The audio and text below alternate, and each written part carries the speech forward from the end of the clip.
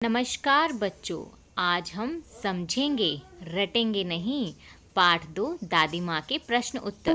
Welcome to my channel और सभी पाठों के प्रश्न उत्तर जानने के लिए लाइक कीजिए, शेयर कीजिए और सब्सक्राइब कीजिए। बेल आइकन को दबा दीजिए जिससे आपको आने वाली अगली वीडियोस की नोटिफिकेशन आ जाए। चलिए शुरू करते हैं पाठ के प्रश्न उत्तर। करेंगे दादी माँ पाठ के प्रश्न उत्तर जो आपकी पाठ्य पुस्तक में दिए हुए हैं।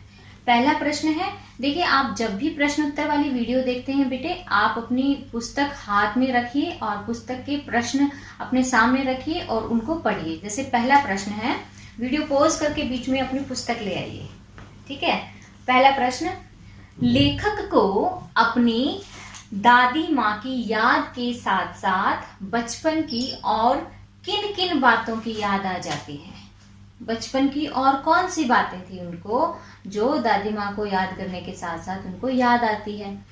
तो देखो, सबसे पहले उनको क्या याद आया? क्वार के महीने में वो पानी में नहाना, वो बात याद आई। और क्या याद आया उनको?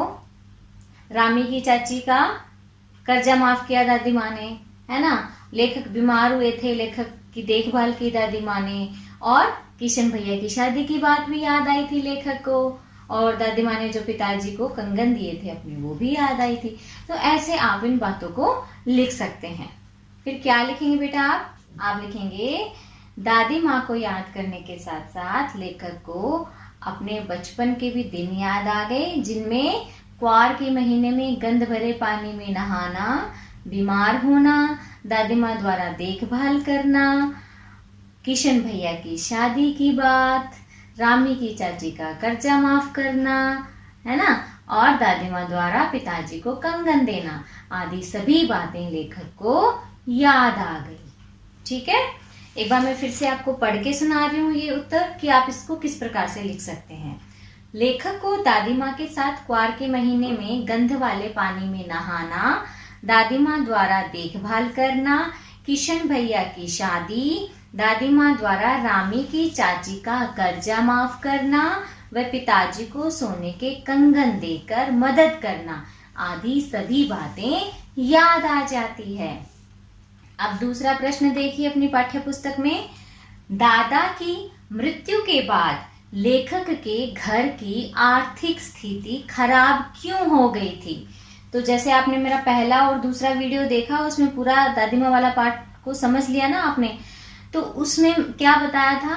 घर की आर्थिक स्थिति का मतलब समझाया था ना आपको, यानी पैसे की तंगी हो गई थी घर में। अब पैसे की तंगी क्यों हो गई थी, ये पूछ रहे हैं प्रश्न में कि लेखक के घर में पैसे की तंगी क्यों हो गई थी।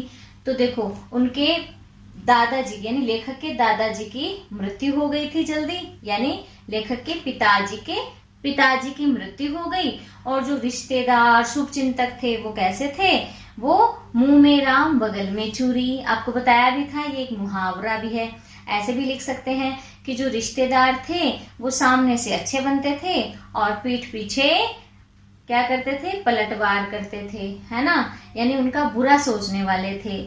और फिर दादाजी के श्राद्ध के अंदर पिताजी ने इतना पैसा बर्बाद किया, इतनी अतुल संपत्ति उन्होंने लगा दी। श्राद्ध करते हैं ना हम, क्रियाक्रम करते हैं, श्राद्ध करते हैं, उसमें बहुत पैसा लगा दिया तो उनको कर्जा लेना पड़ा। इसलिए क्या हुआ? आर्थिक स्थिति घर की खराब हो गई। ठीक है। अगला प्रश्न देखो, दादी माँ के स्वभाव का कौन सा पक्ष आपको अच्छा लगता है और क्यों? तीसरा प्रश्न यही है ना कि दादी माँ के जो स्वभाव का कौन सा पक्ष आपको अच्छा लगता है। देखो बेटा, इसमें क्या पूछा है? आपको अच्छा लगता है, मुझे नहीं, आपको।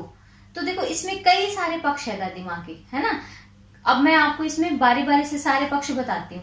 सबसे पहला ये है कि दादी माँ का सेवा और परोपकारी। ठीक है, कि दादी माँ कैसी थी? सेवा भाव वाली थी और परोपकारी थी। अब कोई बच्चा ये कह दे कि मुझे ये वाला उनका स्वभाव बड़ा अच्छा लगा कि वो सेवा करती थी और परोपकारी थी, तो आपको बताना पड़ेगा कि आपको क्यों अच्छा लगा, है ना। क्यों? क्योंकि वो लेखक जब बीमार हो जाते हैं उनकी सेवा करती है ना। और गांव में कोई भी बीमार हो जाए तो सबको देसी दवाइयों के इलाज वो बताती है। तो उनमें परोपकार की भावना भी है, दूसरों को भला करने की भावना भी है। ठीक है। अब एक तो ये था उनका स्वभाव, एक ये भी था कि वो बड़ी दयालु थी, सहृदय थी और दयालु थी। दयालु कैसे? रामी की चाची का कर्जा माफ कर दिया था उन्होंने, वो वाली बात लिख सकते हैं हम अगर हमें उनका दयालु स्वभाव पसंद आया है तो। और को क्या स्वभाव था उनका? एक स्वभाव ये भी था कि त्याग की भावना थी। त्याग यानी अपनी किसी प्रिय चीज को किसी की भलाई के लिए दे देना। तो त्याग अगर उनका पसंद आया आपको तो आप वो वाली बात बता सकते हो कि उन्होंने किशन भैया को अपने पिताजी को अपने कंगन दे दिए थे, है ना, कर्जा उतारने के लिए। फिर साहस और जिम्मेदारी का स्वभाव अगर पसंद आया हो तो इसमें हम लिख सकते हैं कि दादाजी की तो मृत्यु हो गई थी और उन्होंने अकेले इस कुटुंब को पाला और उसकी देखभाल की। और जैसे किशन भैया की शादी में कैसे उन्होंने सारा काम काज संभाला, कोई बीमार हो जाता है तो कैसे वो पूरे परिवार की देखभाल करती हैं, है ना। तो दादी माँ का साहस और जिम्मेदारी का स्वभाव हमें पसंद आया। तो अब आपने बताना है कि आपको कौन सा पसंद आया, दया वाला आया, परोपकार वाला आया, है ना, और उनका सहृदय वाला आया, दयालु थी वो आया, उनमें त्याग की भावना थी वो वाला पसंद आया, या वो साहसी थी, जिम्मेदारी निभाती थी वो वाला पसंद आया। तो वो आपने लिखना है आपके हिसाब से कि आपको क्या पसंद आया। ठीक है, अब देखते हैं कहानी से आगे के प्रश्न कौन से हैं। ठीक है, तो कहानी से आगे का प्रश्न है, आपने इस कहानी में महीनों के नाम पढ़े। महीने का नाम आए ना, देखो इसमें कौन कौन सा महीना आया था कहानी में?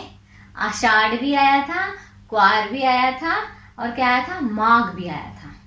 ठीक है, तो अब आपको क्या करना चाहिए? 12 महीनों के बारे में पता होना चाहिए। इस वाले प्रश्न के उत्तर में आप 12 महीनों के नाम लिख लीजिए। ठीक है, अपने घर पे अपने पिताजी को पूछिए, अपनी माताजी को पूछिए, और जो पुराने लोग हैं जो पढ़े लिखे नहीं हैं फिर भी उनको पूरे के 12 महीनों के नाम पता है आपको, हिंदी के 12 महीने। अब इन्होंने हमें 3 महीनों के बारे में पूछा है जो पुस्तक में आया है। कौन कौन से हैं? एक तो क्वार। तो अब इसमें मौसम कैसा रहता है ये बताना है। तो क्वार क्या होता है? आश्विन। ठीक है, जो श्रावण और भाद्र के बाद आता है। तो श्रावण और भाद्र में क्या होती है? बारिश होती है। तो आश्विन बारिश के बाद वाला महीना, जिसमें ना तो ज्यादा सर्दी होती है और ना ज्यादा गर्मी होती है, और बारिश हो चुकी होती है। ठीक है, फिर है आषाढ़। आषाढ़ में क्या होता है? बहुत ज्यादा गर्मी पड़ती है, कभी कभी बारिश भी हो जाती है। और फिर है माघ। माघ में बहुत ज्यादा ठंड पड़ती है। पौष और माघ ये 2 महीने ऐसे होते हैं जिनमें बहुत ज्यादा ठंड पड़ती है। तो कहानी में माघ का नाम आया है तो हम माघ में बताएंगे कि इसमें बहुत ज्यादा ठंड पड़ती है। तो कहानी में कुल कितने हिंदी महीनों का नाम आया है? 3 हिंदी महीनों का। कौन कौन से? क्वार, आषाढ़ और माघ। अब इनमें मौसम बताना है कैसा रहता है, बता दोगे? क्वार में ना ज्यादा सर्दी ना गर्मी, आषाढ़ में बहुत ज्यादा गर्मी, और माघ में बहुत ज्यादा सर्दी। अगला प्रश्न देखिए, अपने अपने मौसम की अपनी अपनी बातें होती है। लेखक के इस कथन के अनुसार यह बताइए कि किस मौसम में कौन सी चीजें विशेष रूप से मिलती है। तो मुख्य रूप से मौसम कितने प्रकार के हैं? सर्दी, गर्मी और बरसात।